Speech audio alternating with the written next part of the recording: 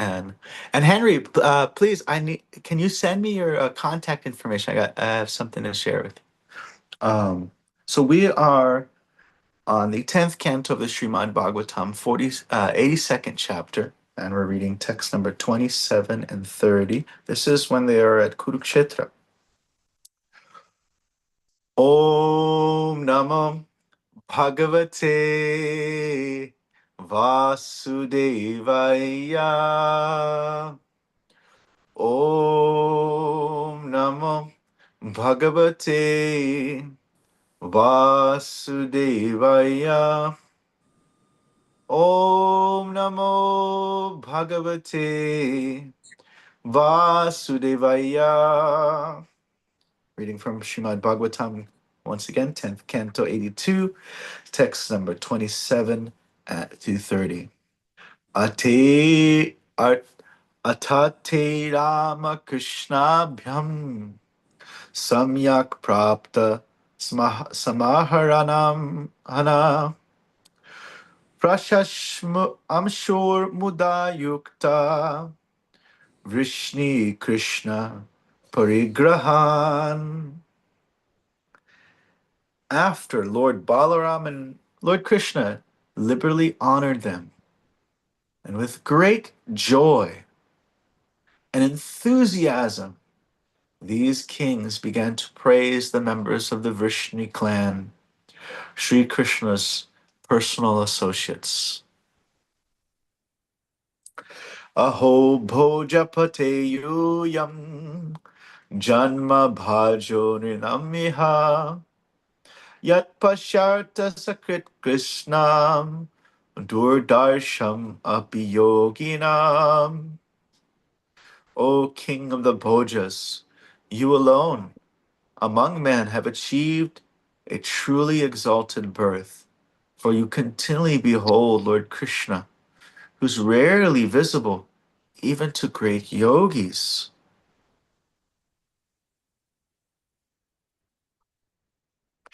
Yad Vishrute Shutadidam Alampunati Padavaneja Janapayashchavachashastram Bhukala Bharjita Bagapi Yad Angri Padma Sparshota Shakti Abhavashati no Kilartan Tadarshana Sparsha Anupata Prajopa Shayashanasana Sayona Sampinda Banda Ye Shangrihe Niraya Vartmani Vartatamba Svargo Pavarga Virama Swayam Asha Vishnu. His fame, broadcasted by the Vedas, the water that has washed his feet, and the words he speaks, and the form of the revealed scriptures, these thoroughly purify this universe. Although the earth's good fortune was ravaged by time, the touch of his lotus feet has revitalized her, and thus she's raining down on us the fulfillment of all our desires. The same Lord Vishnu, who makes one forget the goals of heaven and liberation, has now entered marital and blood relationships with you, who otherwise travel on the hellish path of family life. Indeed, these relationships you see and touch, in these relationships you see and touch him directly.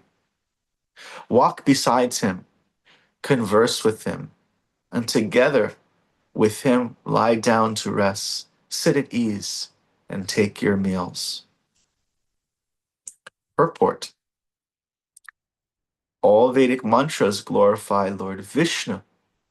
This truth is supported with elaborate evidence by learned acharyas like Ramanuja in his Vedartha Sangraha and Madhva in his Rig Veda Bhashya. The words Vishnu himself speaks, such as the Bhagavad Gita, are the confidential essence of all scriptures. In his manifestation as Vyasadeva, The Supreme Lord composed both the Vedanta Sutra and the Mahabharata. And in this Mahabharata includes Sri Krishna's personal statement, Vedeshcha sarveraham avedyo, Vedantakrit, Vedavit, eva chaham. By all the Vedas I am to be known. Indeed, I am the compiler of Vedanta, and I am the knower of the Vedas. And when Lord Krishna appeared before Bali Maharaj to beg 3 steps of land, the Lord's second step pierced the shells of the universe.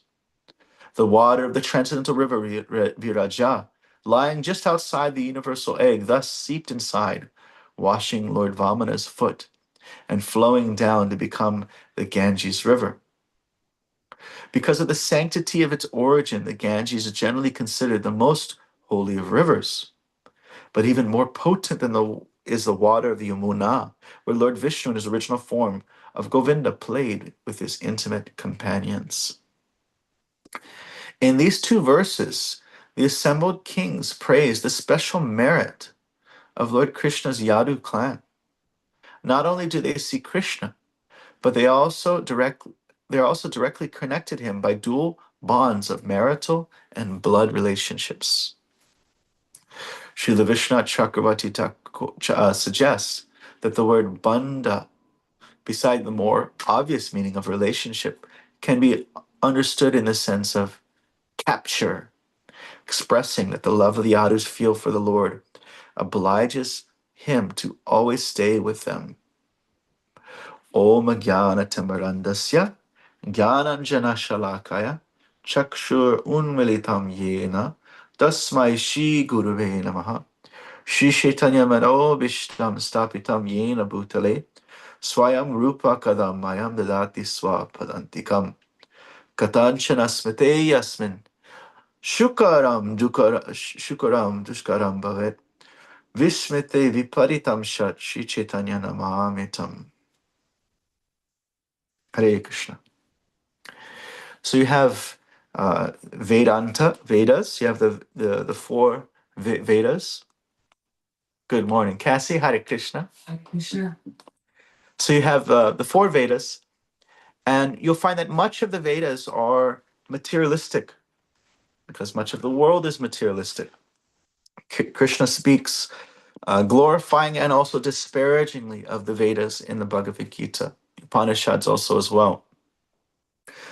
And in the Vedas, you find so much mention of worship of various demigods, and oftentimes it's even, you cannot even see who is the supreme. Actually, the Vedas are so inaccessible. Like, for example, yesterday I spoke with Vasudev. If you have a Sanskrit question, he's so helpful. He's very knowledgeable. Now, one can study Sanskrit for maybe 12 years, and one may be suitable to translate Bhagavad Gita verses, understand the verses in Sanskrit, or also understand the Puranic verses in Sanskrit. But you go on studying for another 45 years, you'll still not have access to the what is called the Vedic Sanskrit. There's a classical, and then there's the Vedic Sanskrit. So you have the Sanskrit of the Vedas, which are inaccessible. So Vyasa, in his eagerness to serve the Lord, he divided the Vedas in a kind of more organized fashion, and instead of one body of knowledge, he divided it. And then he put, he had the Brahmanas, Aranyakas, Upanishads, different divisions of literature, Samhitas. He compiled the Samhitas. He wrote Mahabharata. He had Ramayana put into text form. Like this, he was trying to spread the divine knowledge of that is there.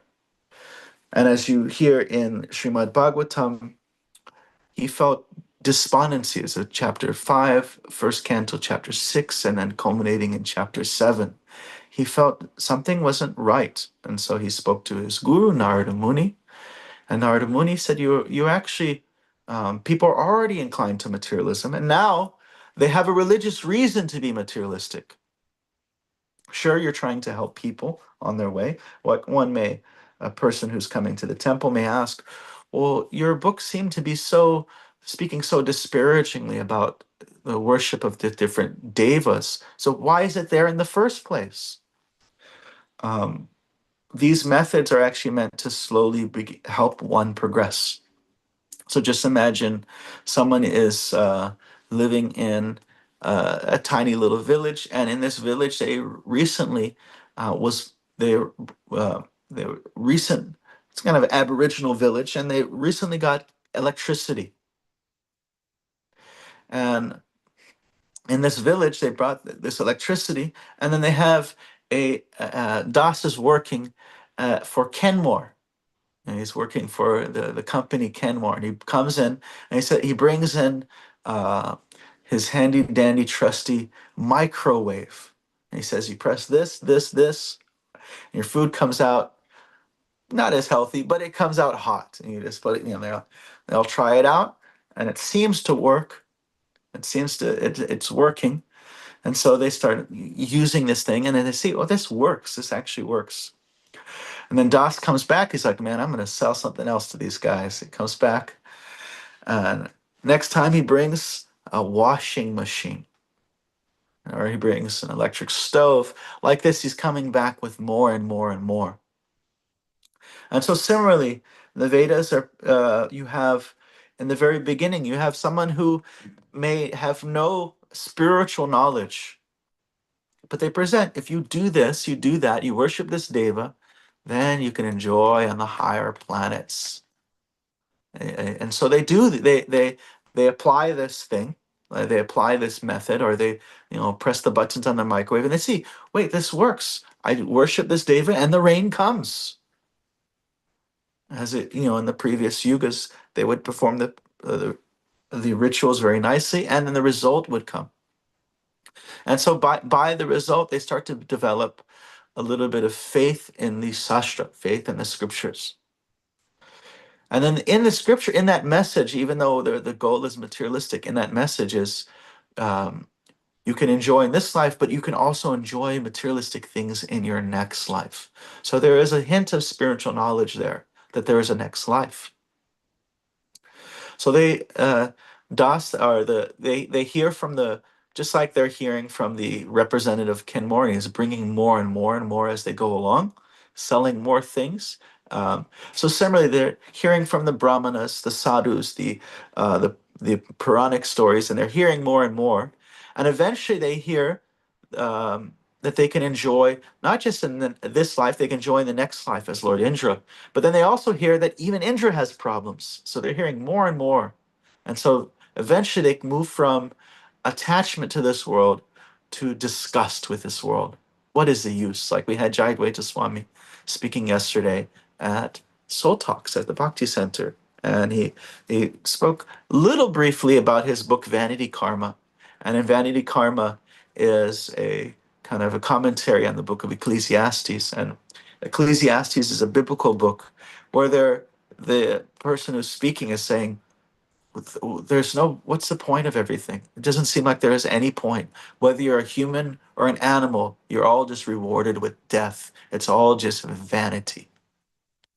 And so the Upanishads are like that, saying that there's actually no point of all this material enjoyment. You can't hold on to it. You can't keep it. It's not real. If you can't keep it, it's not real. If something just stays for a second, a millisecond, or 100 years of a human lifetime, it's considered unreal in the stance of the Bhagavad Gita.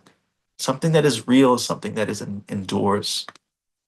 So the person continues to associate with the Vedas, the Brahmanas, the sadhus, they're hearing like this, and eventually they may hear from the Vaishnava, the devotee, and develop not only some faith, but some enthusiasm. What we see in the first verse, we find this. What is the beginning of our spiritual life is called Shraddha, faith. Faith is not a type of blind faith, but of willingness to participate and a curiosity. As Prabhupada translated this word Shraddha, he translated it as also as eagerness. But the gas tank of that faith is called enthusiasm. So we find that Bhaktivinoda Thakur, he spoke a great deal on this subject. So you have the book Nectar of Instruction. Nectar of Instruction. The first four verses have six things. Uh, Chaya Begadomi, Chaya Dosha Shodhi, Chaya Guna Gehodase, Chaya Satsanga. So there are the six things that qualify one to become a proper teacher. Anybody know those offhand? You want to sit here, Cassie? You want to come? Just okay. All right. Friend Cassie is visiting. Haribo. Krishnadaya. Six things that are not good for six things that qualify as my trivia question is: who are the six vegans that you got to get them to listen to you in order for you to become a world class teacher? Vacho vegan, manasakroda vegan, jiva vegan, udoropasta vegan, etan vegan, yoveshaheta dira, sarvam apimam pritivim sashisha. Krishna is chanting the verse with me. So these are the six vegans, as Prabhupada, if you look at the word for word, comes out as vegan. Vegan. So the urges, the six urges, if you can control these six urges, the urges of the voice, the desire, I want to be heard. I want everyone to hear me. I want to talk over everyone.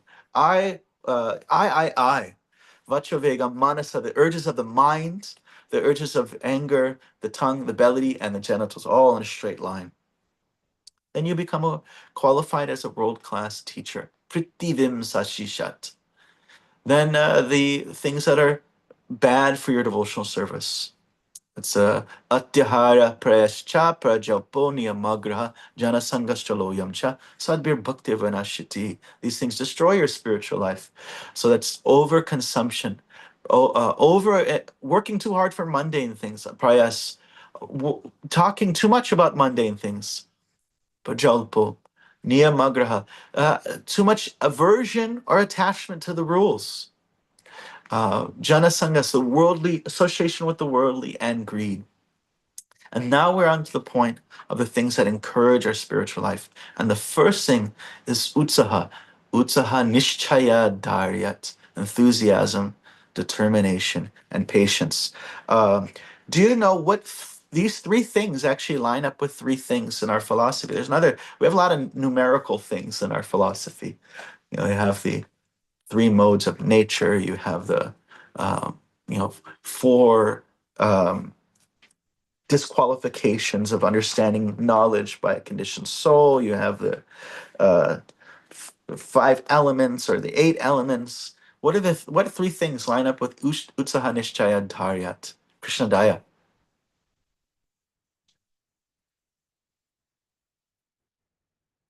Sat, Chit, Ananda. So the nature of the self is Ananda, blissful. Blissful means, as Prabhupada is writing in the purport, it's active. So what's the opposite? Static. Not ecstatic, but static, idle. And so utsaha is what punches through that static, that punches. The Brahmananda, he asked Prabhupada, now he was saying to Prabhupada, if I don't feel like bowing down when I come to the temple, should I do it? Like, would that be inauthentic? Should I be bowing down if I don't really feel like it? And Prabhupada said, bow down and then you'll feel like it. Should I not dance? I don't feel like dancing.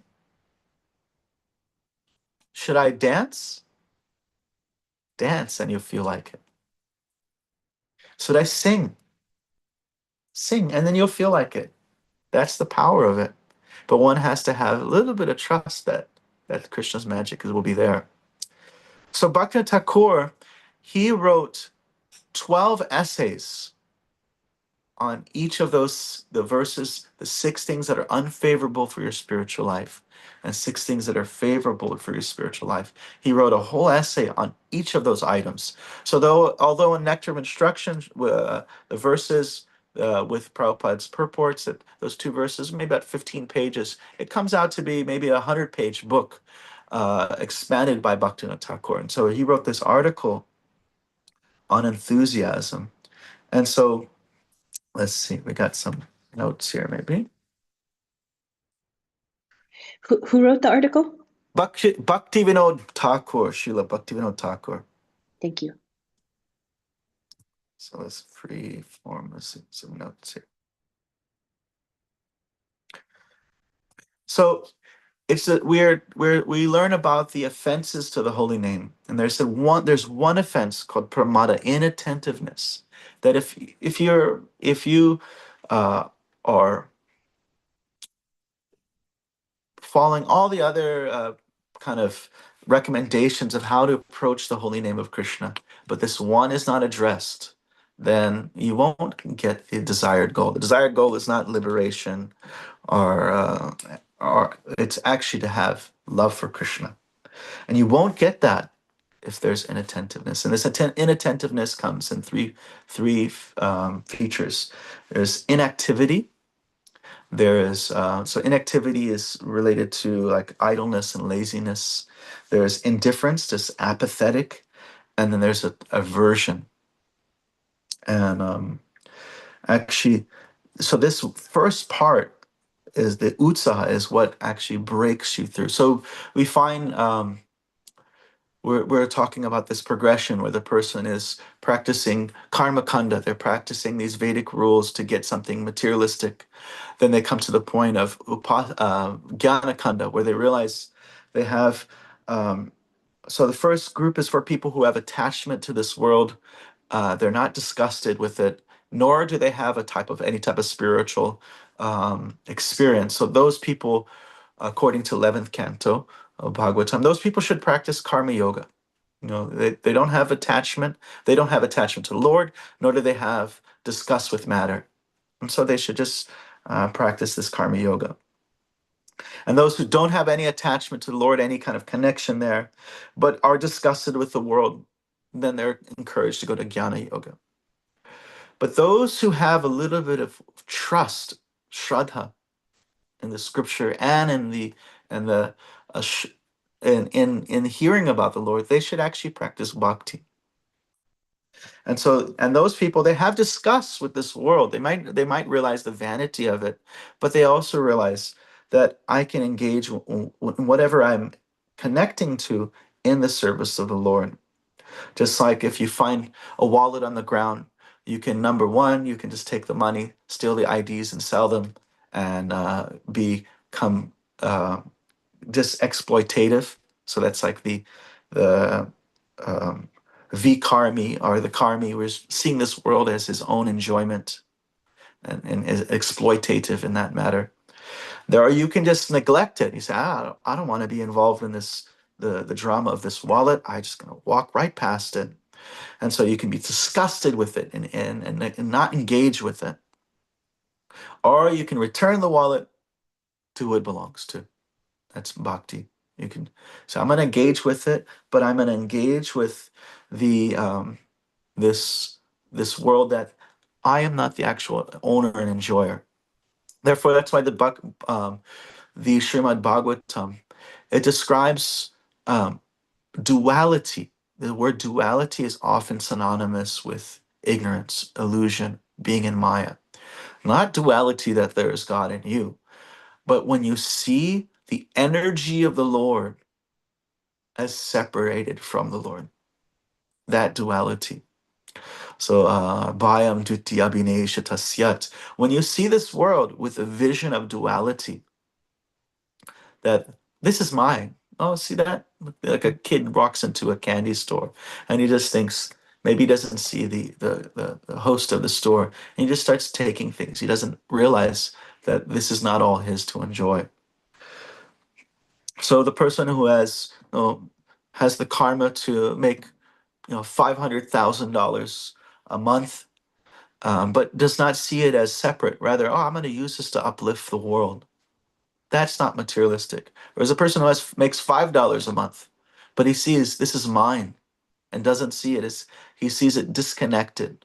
He doesn't understand its connection. That duality, that's materialism. So materialism is not in the products, it's in the vision of this world.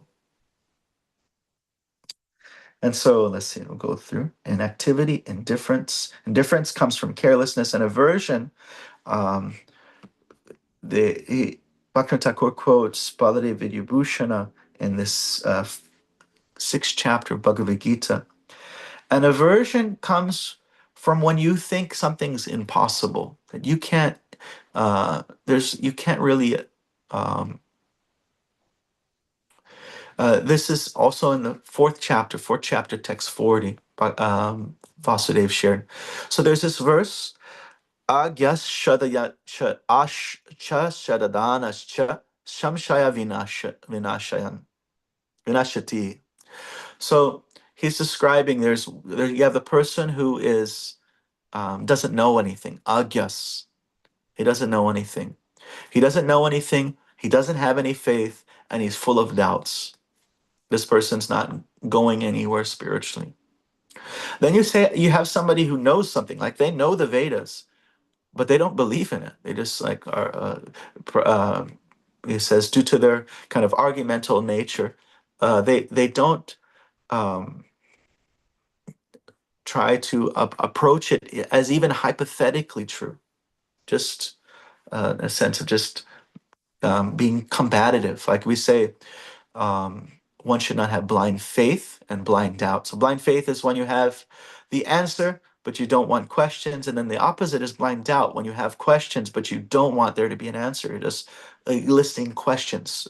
So the second group is someone they do know the Vedas, but they don't have any faith in it. They don't have, they're just, it's just for an instrument for the sake of argumentation. This person's also not making spiritual progress. But then there's a last of the group. There's so you have Agya, Shadadana, and the Shamshayatma.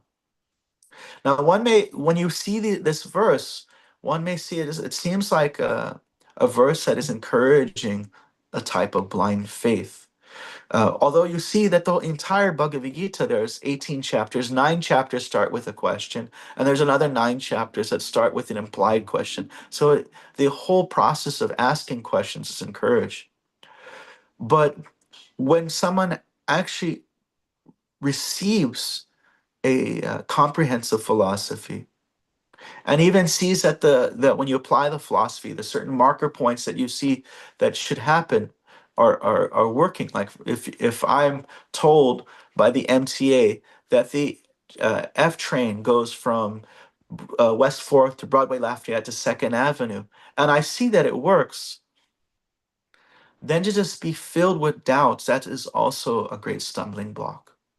So the third group is someone who knows the Vedas, has faith in the Vedas, but doubts that if he can that he sees it as impossible, that he cannot apply it because he doesn't really have true faith in the mercy of God. And the one example that is given in that verse from the sixth chapter is example given by Adi Shankaracharya's Param Guru, whose name is Gaudapad. So he gives this example. He says the example of the little bird whose eggs were swallowed up by the ocean. And his eggs were swallowed up by the ocean, and the bird went to the ocean and threatened the ocean. He said, with my beak, I will empty you. I will empty you, and if you don't return my babies back. And so the bird came and was taking, her beak is like a little, kind of like the tip of a kusha grass, not, just like a tiny drop of water. And she's going and endeavoring in this way. And so she's continually endeavoring, endeavoring, and endeavoring. And the ocean is laughing, like, I'm not going to pay attention to you. And then seeing this intense endeavor by this little bird, who comes to her aid as Garuda, the king of birds. Who's his father? Is it Kashyapa Muni? Is it that Krishna Daya? I think it's Kashyapa Muni. He's a brother of Aruna. I forget. So yeah, the Garuda. He's an immensely powerful being. And so once the ocean sees Garuda, yeah, and Garuda is insanely powerful. If you hear the different fight scenes and different scenes of the Puranas and Padma Purana, insanely powerful. And so immediately the ocean returns the eggs to the little sparrow and apologizes. And so this is what Utsaha. Utsaha is not just like, doesn't mean just an artificial bubbliness. It is that I'm going to do it. God helps those who help themselves. I'm going to do it. I'm just going to try to serve the Lord. I'm going to um, um, apply all these principles because I know the Lord has my back. I know that if I do this, I if I do this with great love and attention, I'll be able to uh, capture His attention, and with His attention, all good fortune will be there. And so this is the what enthusiasm, Prabhupada translates enthusiasm as endeavor in the what is it? He says it's basically your activity in Krishna consciousness with intelligence.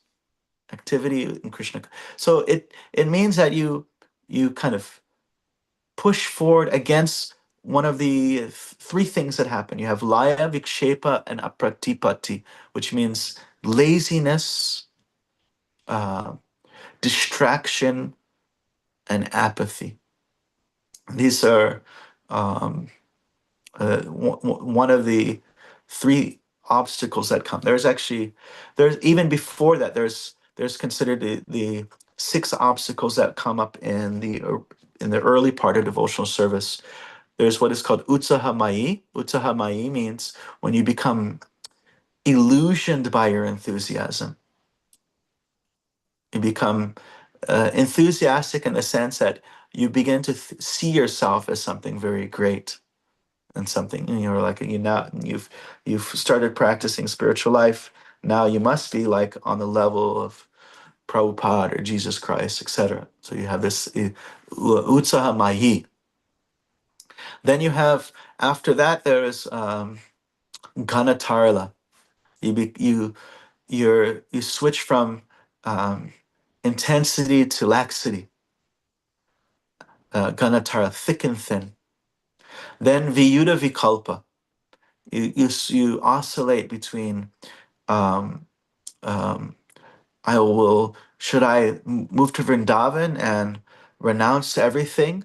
Should I uh, uh, give up everything, or should I take everything? And you're just kind of your mind is oscillating between these two things of and crazy amount of renunciation uh, um, uh, to I'm going to use everything. Then there is what is called Vishaya Sangraha, war against the senses. So you're struggling with all these rules. No intoxication, no sleeping around, no drinking, no smoking, no this, that. You're struggling with all this. And then the niyamakshama, niyama. Then you're later on, you're not struggling with the don'ts, but you're struggling with the do's. You say, I'll chant 16 rounds today, but then you don't do it. I'm going to do this today. I'll fast today out, and then you don't do it. So in this way, you're becoming more and more kind of uh, going over these obstacles. And how are you going over these obstacles? It's action in Krishna consciousness and with intelligence, it's enthusiasm. You're going past. You're like, okay, I'm going to continue to keep on trying to uh, do my japa, to read. I'm going to continue to try to apply these principles of Krishna consciousness. And then the last part you have is Krishna Dayanas. Tarangarangini. Taranga Rangini. Taranga Rangini. Enjoy the waves, the little waves. So when you practice spiritual life, you might have been just some janitor at Starbucks, but now people are saying, Hare Krishna, Master, Prabhu. People are garlanding you People are respecting you. Maybe you had struggled with such, addictions and other things, but now people are seeing you as a respectable person. And what is it? Now you're enjoying all those material byproducts. Yes, yeah. Oh, yeah. Oh, oh, Prabhu, no, no, no, no, no. I am nothing. But yes, let me hear more. And so this way you're trying to enjoy all these material byproducts. So this is at the stage of bhajana kriya. When you're first beginning your devotional service, these are, but if one starts with enthusiasm, means that they just really give their heart to the devotional practices. One can continually to make progress, because it's Krishna that purifies the heart. Cheto Darpana Marjanam. He is the one that actually transforms all these things. Not by karma yoga is this type of slow purification, but it doesn't really destroy all uh, these karmas of the past, or the real the desires within the heart. Like, for example, if someone is like Arjuna, wanted to leave everything and wanted to go to the forest and meditate, but what would he meditate on? All the people he wants to fight for, how they try to disrobe his wife. That's what he would meditate on. So similarly, one can go to the forest and like, okay, I'm going to be spiritual and leave everything. But when they have a material desire, they'll have no way to properly engage it. It will just be stuck there. But when in devotional service, you can uh, deal with those desires, and you can offer them to Krishna. Arjuna can fight, but he can do it in a spiritual way. A person can have a family, a job, money, a business, etc., but they can all connect that in the devotional service. So let me see. Oh, we talked about the laziness, distraction, and incompetence. So these come in kind of three stages. Um, so if you're feeling um, a little tired, a little distracted, and a little um, apathetic when you chant japa, that's not very good. Feeling tired. Actually, with the advanced stages, as you go up these different stages, you won't feel tired with japa. You'll actually become more energy. I'm not there yet. So you feel like, yeah, but you. And then the second one is so japa. Next one is kirtan, hearing, like in a class. If you're, actually, the first one is mental, the internal. So if you're feeling tired, distracted, and apathetic, if you try to chant japa in your mind, just do that. Lie in bed and try to chant japa in your mind. See if you fall asleep, or just do it in the temple room in the dark. Just try it, chant japa in your mind quietly with your eyes closed. That's like the not good. Worse is if you do like that in saying it out loud. And the worst is if you're falling asleep, feeling distracted and apathetic, and you're in the kirtan itself. That's like the highest level of these obstacles. These are actually obstacles that once you pass these obstacles, you're understood to be nishta. You're fixed. You're fixed in your devotional service. Um, so these are some points related to this topic of enthusiasm. Um, so if you don't feel like dancing, what should you do? Dance to Krishna. So I'll stop here, see if there's any reflections, comments, or questions. Krishna guy that has his hand up. Yes, Prabhu. Thank you, Prabhu, for the wonderful class. So one quick question. I mean, you're narrating the pastime of the small bird, challenging the ocean. And then you gave these two things. Enthusiasm, you defined as activity in Krishna's service with intelligence. And then you told about the six stages also, where Utsahamai, so where people are over enthusiastic. Correct me if I'm wrong. So this intention of the bird, uh, will it fall in the Utsaha or Utsahamayi? And then how do we distinguish? Because it's always a challenge. Whatever decision we are taking in Krishna consciousness, is it out of Yeah, very nice enthusiasm or question. yeah?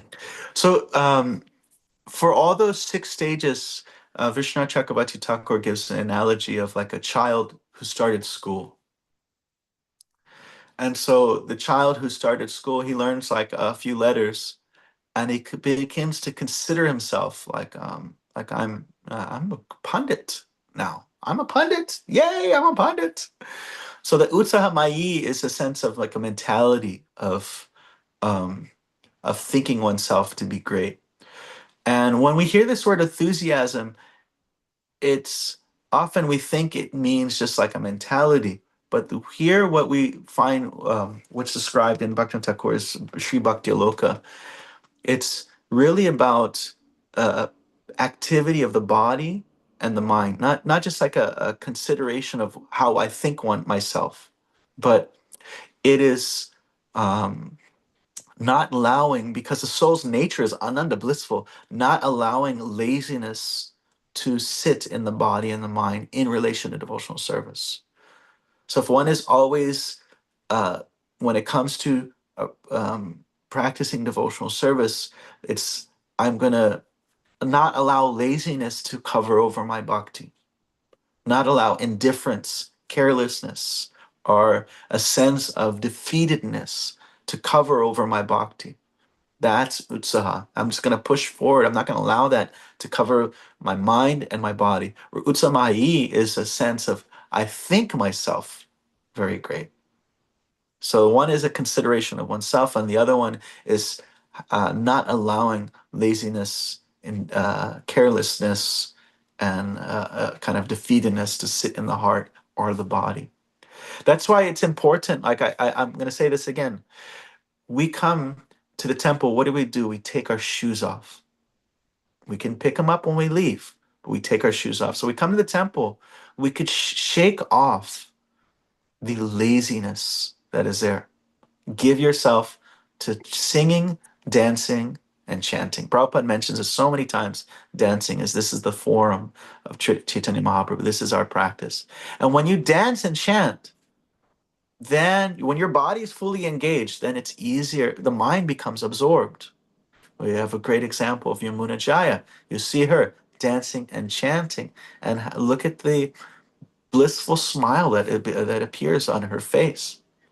But we can come in. It's like we're coming with our shoes on. We don't take off our New York baggage with that. We're coming in with all the subway gunk.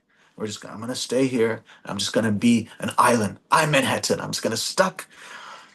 Maybe the deity's a statue. I'm a statue. I'm just going to be stuck here. I'm just not going to allow. Sometimes it actually, if we're not in the sattva guna, we need to like get a little bit of rajaguna to break us out of that tamas.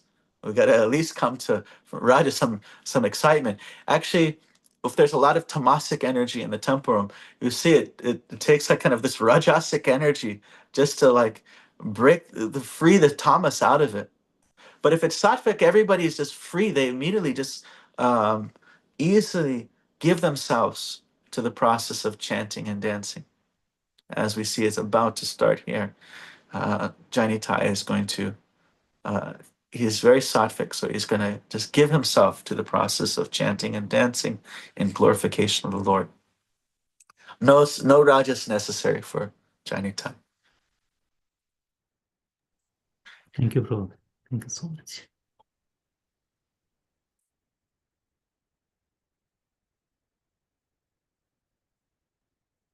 So now we're going to have the darshan.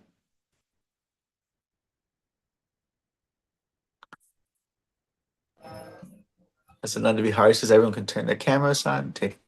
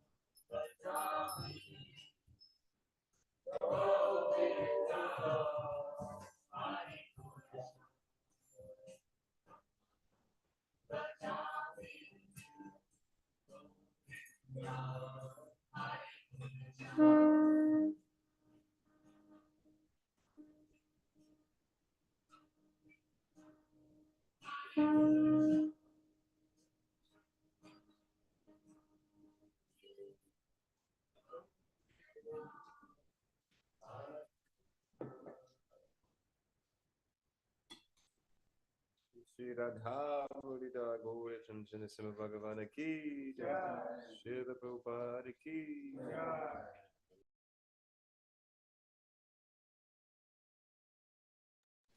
Hare Krishna, welcome to the Afterglow. Dear devotees, Nitai Chand, wonderful class. I really like the concept of taking off those dirty, dusty, heavy boots. You put them back on when you leave. But sometimes those shoes feel so cozy, and sometimes you just can't move. So how to take them off when you're really, really overpowered by the modes of ignorance? What to do? Some tips. Well, sometimes I help with that. You get a motor passion person like me, and then it just grab you and shove you in the gear time. So find someone who can. What if you're a tamasic, lethargic person, lazy, Oh a downer, yeah, you pessimistic? got to find someone. Find others to lift us up. Yeah, I like it. Association. Yeah, it's so easy to be almost like a pure devotee when you're around other devotees. That's how I feel when I'm around devotees. I'm pure. Cool. But the process works. Srila Prabhupada is right. Cool. Thank you, Prabhu. And I really like the story about the little bird who took on the task of emptying the ocean, and then Garuda came to back him up. So it's not that we're great or big or capable of great things, but we have a very solid backup. Yeah. Whole Sampradaya, Bhaktivinoda Thakur, Bhaktisiddhanta Saraswati Thakur, they're all there, available for us when we need them. Yeah. Cool. Krishna Kumari, how are thou? How's your farm? The farm's great. My little ox is turning into a teenager. He's very stubborn. He's like not listening. But no, I yesterday I almost sung a song that my husband wrote when I used to do homeschooling kindergarten. But I also used to do the puppet show of the sparrow and Garuda. And one part you left out is actually the other animals came and actually laughed at the mother sparrow. That she was wasting her time. So anyway. Thank you. Maybe we should do a quick version of your puppet show here on the Afterglow. Sunday. Yeah. Hare Krishna. Jeffrey Eckler can be one of the birds. That's his Swaroop, yeah, as we all know. When I opened up your the class today, I also had gotten an email about this being kapha season, and it was talking about how we could become lethargic in our mind.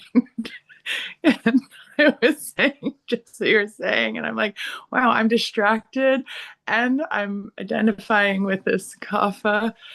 It was all going on, just what you were talking about. Yeah. Get Nice. some of I'm the not the only little one. spice, a little ginger there. Yeah. I remember reading. I have to find it, but I remember reading in um, Prabhupada's what is called renunciation through wisdom. And he says we have to move from the mode of ignorance to the mode of passion, and then from the mode of passion to the mode of goodness. Actually, Bhaktisiddhanta Saraswati Thakur made this really heavy statement. He said, if I could just make one disciple come up to the mode of passion, it would be great." Wow, that's profound. If I could just help people come to the mode of passion. That's profound and hope giving. Yeah. Yeah, we're all have work to do. Adipusha Prabhu, do you ever get lethargic? You're like a devotional service machine. What did you say? Do you ever get lethargic and pessimistic? That's where I live. This is a magnificent class about the levels of advancement, the obstacles, and the things we have to deal with in order to progress in spiritual life. It's hard to contribute anything to that directly, but I was praying to Prabhupada, what would you like to say? And what I feel like might be interesting is to remember there's a verse in the Bhagavad Gita that says, "Let not the wise disrupt the minds of the ignorant who are attached to fruitive work. They should not be encouraged to refrain from work, but to engage in work in a spirit of devotion." So I was thinking, like, okay, so we're hearing a lot today about how we navigate and surmount obstacles and persevere. But what about engaging other people? How do we, maybe Prabhu can explain, how do these progressive stages, how do we apply that to offering other people, including them in devotional service? Like, for example, the verse says they should not be encouraged to engage in work, to refrain from work, but to engage in work in a spirit of devotion. How would that manifest? Or give me an example of that. What could what Uh, could what could you yes, do? the perfect example would you engage them to serve out prasadam Good idea. at the Thompson Square Park, Monday, Wednesday, Friday. It's been going on Okay. for 26 years, Hare Krishna. and you can engage them in serving out prasadam. And if people receive prasadam, it gives them spiritual enthusiasm. They don't know why they're feeling a certain way, but it actually increases their own spiritual enthusiasm. They don't know what hit them, right? Yeah. It's sneaky. Give them prasadam. Really? Yeah, Prabhupada said that. Give them prasad. Everyone's got their next step, and that's pretty much a starter step for that you can give everyone the holy name and prasadam. We have a form of Sankirtan where we're maybe not distributing literature or only a small piece of literature, but telling people about, we're serving hot meals for the homeless, and maybe would you like to help? And you may not tell them that about Krishna on the bank of the river kissing the gopis on the lips in the moonlight, but it's a good start if they just do something, offer them something at the peripheral need to know basis about, and include them, then they benefit. How Prabhupada said they actually, if they give a farthing, less than a penny, every single thing that they've ever done, animal slaughter, abortion, intoxication, all their sinful reactions are wiped away. And then, of course, they're not engaged. They have a little bit of devotional service, but then Christian will arrange that they have another opportunity and they can go forward. We had a lady out at the park a while ago. She said, I'm addressing the General Assembly of the United Nations next week. And I know you guys. I wasn't born yesterday. I've been out to football games and concerts, and I see you collecting. I love what you're doing here. I wonder if those people collecting, if they're actually giving something to something like this, or they're just saying Oh, that to food get for our wife? money. Huh? Food for wife? What did he Yeah, say? food for life. Food for No, he wife. said food for wife. Yeah. Yeah, they're Oh, they're food for collecting life. for Yeah. food for wife. So I'd wait A lot tomorrow of to it. read the poet, Food for Death, because he said devotees are collecting, but they're not giving to what they're collecting for. Yeah. But I mean, so people know and Yeah, they've seen us. Srila Prabhupada, in response to that, he said that if someone's collecting for a particular project, the money has to go to that project. I know this, in the 70s, 80s, and 90s, this is how many temples were scam kirtan. We were like collecting in the name of various charities, and that was to pay the rent for the temple, build the temple, but it wasn't exactly the particular project. Like one justified use is like they collect in the name of food relief, but and you build a hall to serve food, like in Mayapur where they serve thousands of people. That's proper, but to just collect money and the money's actually not going to the project, that was not endorsed by Srila Prabhupada. But nobody gets away with anything. Krishna sees every nickel, and he sees your consciousness, and he sees if some person is indulging, or but they're actually, besides the people doing some kind of um, low class scamming thing, there actually are people that actually are actually doing what they say they're doing, which is consoling. Which is what that lady said, and I told her, nobody gets away with anything. You're exactly right that sometimes there are people that are misusing the format, but don't worry, that'll come back to them. There's some karma involved with every single penny that's collected. It's a wonderful issue, and people know, and of course, there've been court cases and convictions and everything, but somewhere along the line, we have to see that besides there's definitely some innocence and dedication and sacrifice that people made with the consciousness of trying to give people a chance to engage in devotional service. We should also acknowledge that, Yeah. get the whole picture there. Yeah. Yeah, What's it? Malati, she shares the story of her to stealing butter from the truck. yeah. And Prabhupada asks her, she says, I see you sneaking in the back of that truck. What are you doing? She said, getting butter. She didn't say stealing butter. She said, I'm The getting original butter. Jagannath deity was stolen from a thrift store. And then Prabhupada told her Krishna was also a butter thief.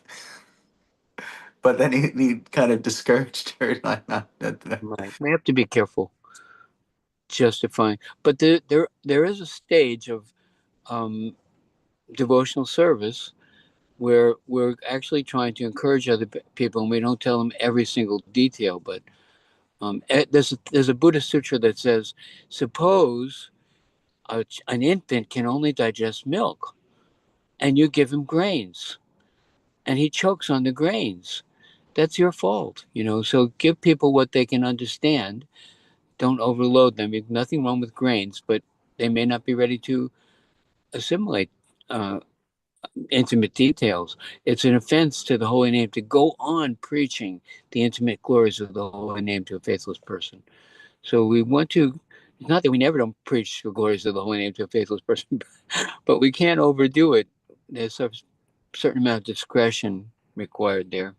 And there one story of I think this is an actual ancient story where the devotees are going on parikrama in Vrindavan, and they wake up and all their clothes is missing, or not just missing, like somebody else has their stuff. Somebody, it's like this, my stuff's over here, my stuff's over there, my stuff. And then this one person who's part of the group, he says, actually, I did all this. I lived as a thief, and I just couldn't help it. So what I did is I just took your stuff and put it here, and I took someone else's. So he has this. It's like I couldn't give up my nature, but I didn't actually take anything. But And it's neophyte devotees do hardwired. hilarious things, sort of like, and it's like Malati going in the truck and getting a big chunk of butter. The devotees, do things like that, and it's kind of funny, but there's higher level. You have to be careful not to justify misuse of the philosophy. Thank you, Prabhu's wonderful discussion. Would anyone like to ask a question? We can take one more reflection, one more question, please. It's a Sunday. Let's go over time. Let's break some rules and regulations. Great class, Nitai Chand. Great class. Thank you. It's all from the first verse. We talk about enthusiasm and joy. Yeah. Oh, Jeffrey Ackler, you have anything you would like to share? there was a bird story, Jeffrey Eckler.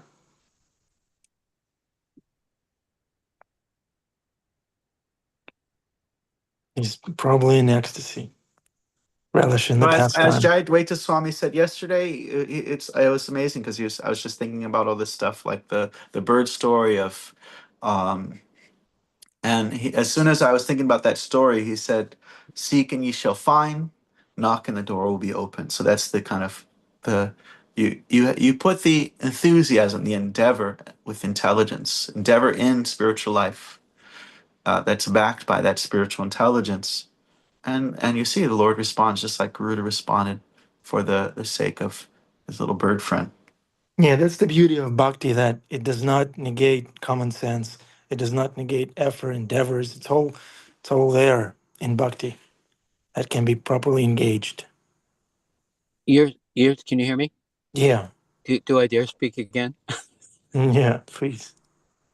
Years ago, we were collecting donations to the Bhakti Center building, and I would show people pictures of the building and tell them it was in New York and explain to them we're making a temple and we're going to be distributing prasadam.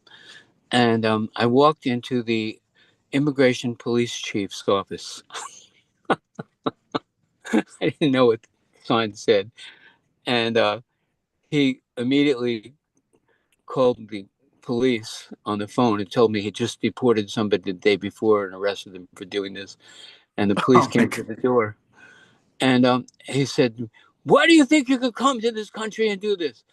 So I said, "Well, would you like me to try to answer?" He was like, "Well, he made the mistake of asking a question." So I had a Dharma pod book in the my book bag, and I pulled it out and I opened up. I said, and to the exact verse that said, "Better to eat a molten red hot iron ball than to misuse the alms collected in the name of the Dharma." And I showed it to him. I said, "Do you believe that?" He said, "Yes."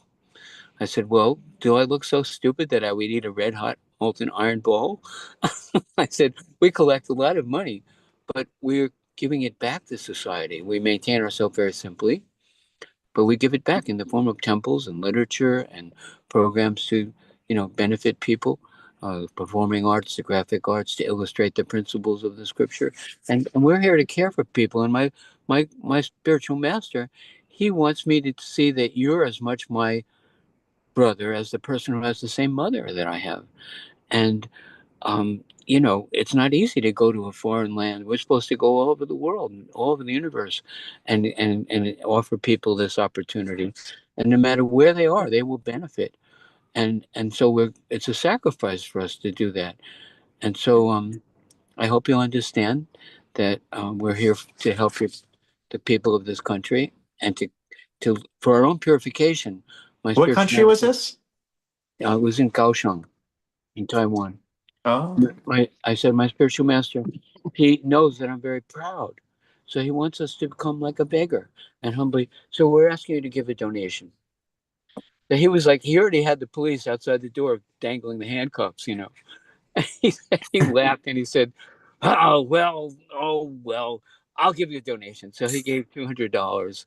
oh And he my said, and God. I'm also going to give you another $200 to my stupid secretary who didn't even let you speak and explain yourself. And thank you very much for coming to my country. And he sent the police away outside the door, you know. So, like, you know, we are collecting and we are trying to engage people, and we must understand it and explain it to people who have another way of looking at things. We're exploiting, or we're cheating, or just lazy. You know, in communist Russia, they closed all the convents and threw all the priests out of the churches and turned them into grain stores or factories because they were thinking these Brahmin class, they're just parasites. They don't produce anything and they just come and get donations, you know. But that's our duty. And when we ask them, they may not understand. But Srila Prabhupada explained to us what we're doing, why we're doing. We have to be ready to stand firm and strong and clear and sincere and say, you know, this is what we're doing. This is why we're doing it. And we're here because we care about you. And he heard it. I mean, he was ready to, you know, arrest me and deport me. And then he thanked me and gave a donation. Thank you, Krishna. Right? So anyway, we're supposed to engage people. It's so nice that Adipusha Prabhu is not an office clerk with a full-time job. It's so nice that he's available to us as a Brahmana, All sharing glories to knowledge with Prabhupada. us. All glories to Prabhupada. Thank you for your contribution, Adipusha Prabhu. All glories to Prabhupada. We accept your praise, but we offer it where it's really due. I didn't know what to do. I joined at New Vrindavan, went to the farm because I didn't want to, you know, do proselytizing or book distribution. And then Krishna, after 4 years at New Vrindavan, Krishna sent me out for decades all over the world. It's a wonderful life. It's a wonderful, wonderful, wonderful life. We're very grateful to be able to give people access to Krishna's devotional service. All glories to Srila Prabhupada. Hi.